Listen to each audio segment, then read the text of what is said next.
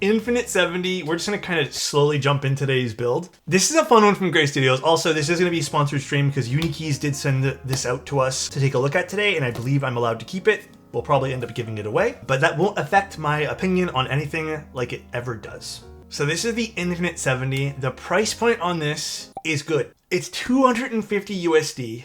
All right, let's open up the Infinite 70. Now, again, Gray Studios has been making keyboards for a long time.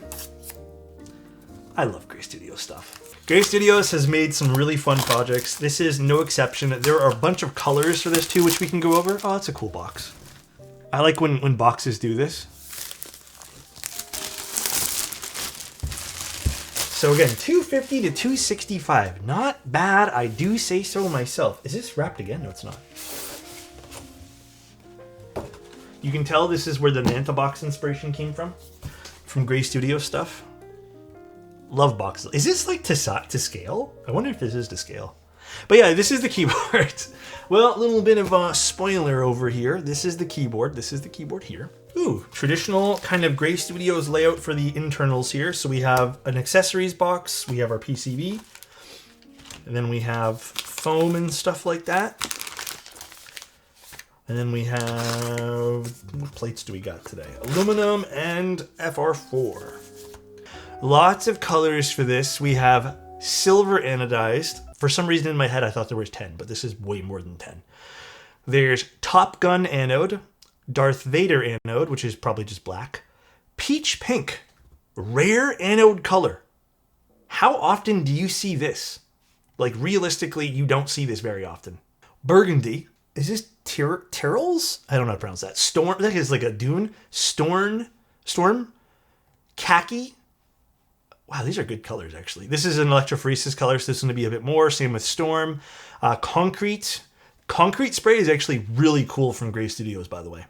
So electrophoresis is like e-coat.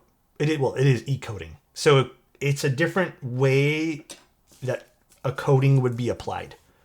It's actually really interesting. A YouTube video would probably do it justice more so. We have gravel. So gravel's a little bit of a lighter concrete. We have, ooh, whoa, what color is this? Wait, this is kind of hot. It's like a light, is this like a light green? Skyline, ew. Barley, barley's cool. Sunset, hibiscus, rock ash. Oh, this is interesting too. Let me see this one here. Don't hate on Skyline. Meteorite and raspberry. Oh, raspberry's cute too. But yeah, then you get a bunch of PCB options. You get different plate options here. This is a fantastic little price point for this, by the way. Super duper fantastic. Here is some more stuff about the board. This is going to be the layout, which we can literally just open this up and find out too. It gives us 7U, 6.25U, and some minimal options for some different stuff here. Being step caps lock versus non-step cap. That's it. So it is going to be a little bit more of a standardized layout, sort of, but kind of not really. The raspberry doesn't do it justice. Let me take a quick pic. Oh, do you have the raspberry in person? This is going to be the design aesthetic of the board. We have a 19.6 millimeter front height. We have a 7-degree typing angle, pretty standard fare. I actually really like the aesthetic of this. It's a good blend of Gray Studios aesthetic without going overboard. And then photos. Are these real photos? Is this that? Oh, I can't click them. Can I just open a new tab? These are some pretty colors. Very pretty colors. And then the pre-order is going to start on the 20th. Very, very fun. Here is our hot swap PCB. I think we got the 1.6 mil. So we have some LEDs on the top over here. Nice gray color for Gray Studios. We have some Kale hot swap sockets. My least favorite of all the hot swap sockets. Not because of quality, but because they tug at your desk pads when you lay them down. Oh, we have a pogo pin connector. Nice. That's always fun to see. I don't think I saw a solderable PCB. I think this is strictly hot swap. So you can look at that maybe as a negative if you want. But yeah, it doesn't seem to want to cater to hot. I mean, dude, I'm gonna be honest. I feel like so many things have not had hot swap at all. Or had solder at all. What's up, Queets? How you doing, man? We have our plates, which are pretty standard fare, and then we have our gasketing points. Interesting to see some under the spacebar here. but I think these are removable gasket points, so I'm not too pressed. And let's take a look at our keyboard. Oh, the maroon one. So we did get an anode one here. So we have like a piece of bottom foam and it looks like just an ESD sheet on the bottom. I'm not sure if we're gonna absolutely need this, but we can experiment with it. Here is the board. Dude, the burgundy is nice. I like the bezel thickness on this. I like the corners kind of being cut as well. That is nice. Oh, interesting. It has like a little lip on the back. You know, I kind of saw that from the photos, but I didn't really know how that would look in person. Damn, this is nice. Gray Studios G-Works 01 Type 70. Yeah, like, let me see if I can better show this off. I mean, dude, this looks great. Then we have our daughter board over here. So again, this is not proprietary, so just keep that in mind. I would say the only little thing maybe in which I'm kind of wincing at right now is the fact that this is using Phillips head screws for everything on the inside here. I can't say I'm big on that. I would like to see non-Phillips head. Yeah, it looks like even the ones that are deeper set for the weight. Now again, I don't think people are probably going to take the weight off, but it still would be nice to see the board just have better screw heads in the board as a whole.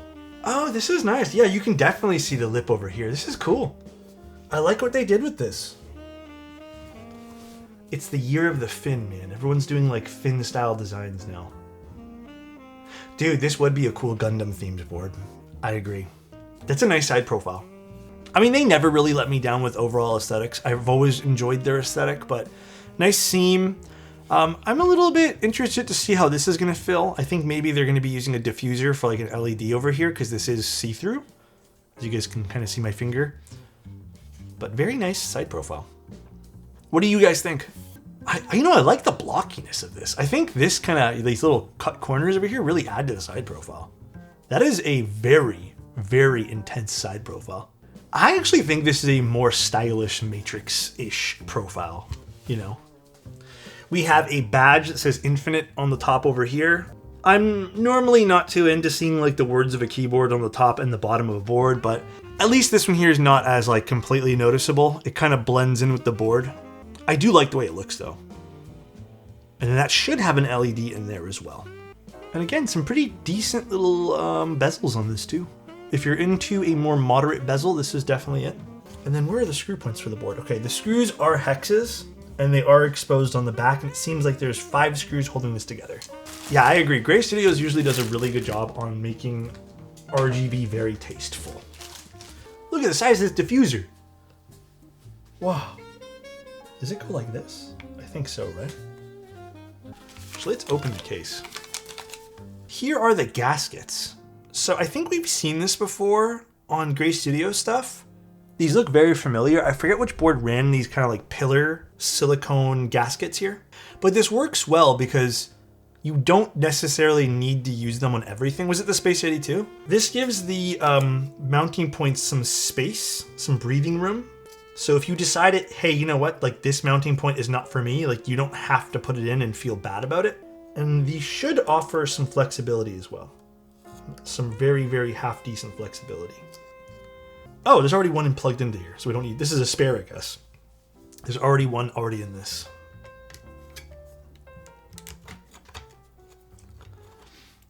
Someone mentioned Mictlan, we can use Mictlan. I wanted to use the Wob Cyrillic Red, but I don't know where the keycap set is. As per usual, I would honestly say that they do RGB very tastefully on this board. I was a little concerned these would show on the sides. They don't, because there is 2 little pieces of RGB that kind of poke out over here. And I was worried there'd be some bleed. Cool. Looks good. A little slightly futuristic. I think so. Very pretty. I love the color of this. The color is just hitting on this burgundy, dude. Before we type in it, the only thing I think that really stood out that I didn't love about the board was truly, and this is such a small detail, the Phillips head screws in the inside. It'd be really nice to see those replaced. I feel like most keyboard projects at this day and age, like if you have Phillips head screws anywhere that is accessible that you would need to like, you know, take apart at one point in time to access stuff, just why? What for?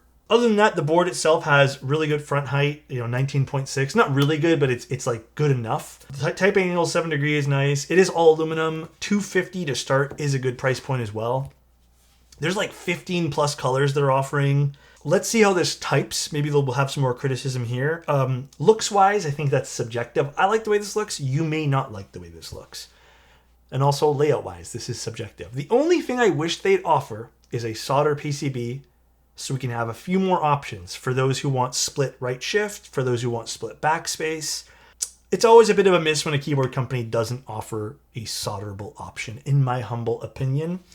But they did a lot of things right with this board. The internals seem really nice as well. Let's see how this types. These are M3 switches on the aluminum plate. Holy crap, M3s are loud.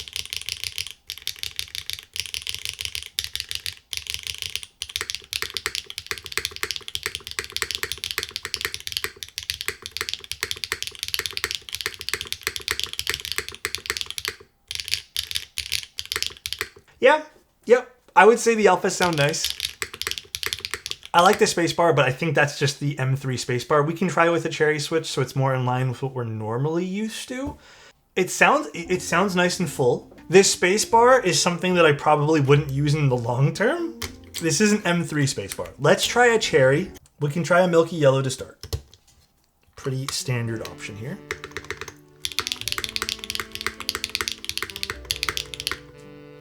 Feels way more balanced in line with the board. I am noticing this spacebar is a little bit more, it's not as poppy as some other spacebars we've had in the past.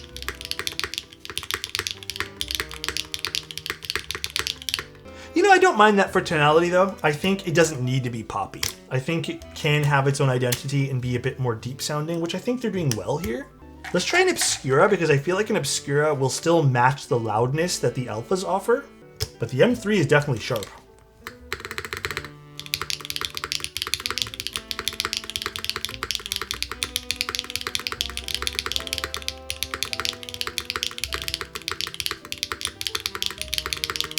I really like these M3 alphas.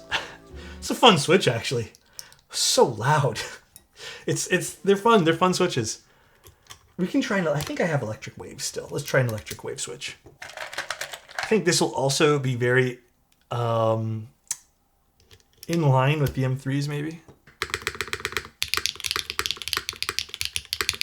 Oh, actually, this is quite nice. It's not super different from this. I feel like it's a little bit less sharp.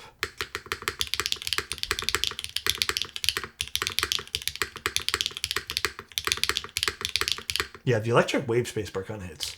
A loud board though. Okay, so tonality wise, I'm noticing that the board does lean into a louder sound profile overall. I can tell. Modifiers themselves all sound pretty good. Like there's no resonance, nothing I'm hearing like that. I think those pillar gaskets really did well here. Comfort wise, I mean, yeah, if you don't put the spacebar gasket in, this is a bit of a softer type. I would still call this my standard like medium in between. Not stupidly bouncy like most keyboards try to be sometimes, but yeah, I think this sounds overall pretty good.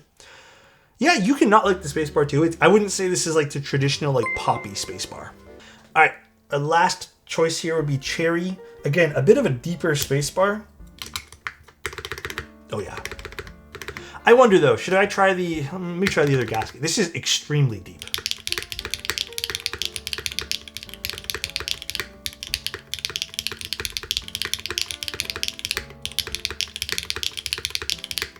I don't know if I like the cherry spacebar in this. I think I just preferred the long pole spacebars.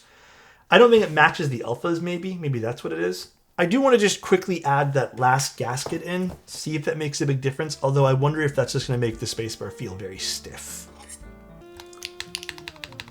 Okay. Let's see. Plug this all back. Ah, okay. Still around the same sound profile. I don't really like it with the bottom gasket.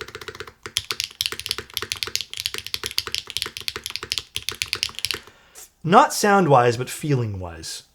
It definitely already has like a stiffer type and feels a bit fatiguing right when you press right over here.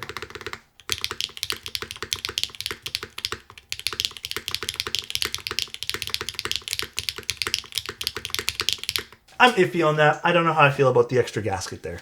But then again, personal preference, I don't really like gaskets underneath the spacebar. So I wonder though how this would sound with back with the M3 switch over here. This is still the cherry. This board is hot. Let me buy yours. Well, I can't sell this because I'm not sure if I have to give this back or not, but I'm pretty sure I get to keep this one here, but I'm still not sure. Overall, don't think there's any major issues with the board. I think it has a decent sound profile to it. It's comfy to type on. The color options are great. Price point, I would say, makes sense for what this is. The RGB is a nice little touch if you're into that. I do think for an FRL TKL, you don't really see a crap ton of them come out. Good little pickup for 260, or I guess 250 to start, because this is technically the 250 version. Fulfillment looks to be May 25th, so it seems to be like, what, a month? So these are probably already made, or at least close to being done. Yeah, I don't think this is a bad pickup. I mean, Gray Studios, though, again, going into context here, Gray Studios really hasn't done anything to truly let me down. They've been pretty inoffensive with keyboard builds over the years. You get some foam with this too. Like, it's a good little package. You guys have a good one. Bye, and I'll talk to you later. Love you guys.